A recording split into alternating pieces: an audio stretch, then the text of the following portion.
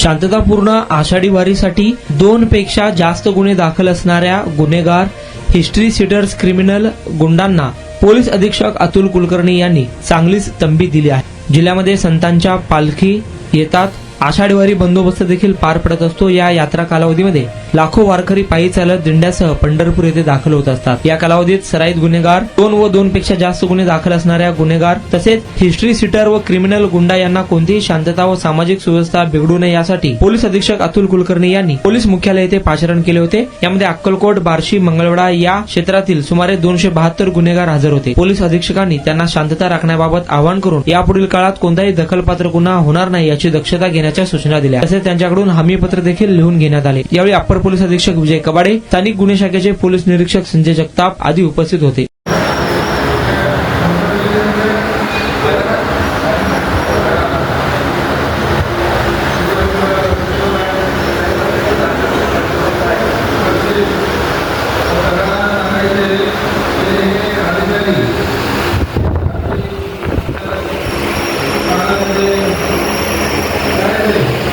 नाही पाहिजे सगळं ठाणेदार समजलं का?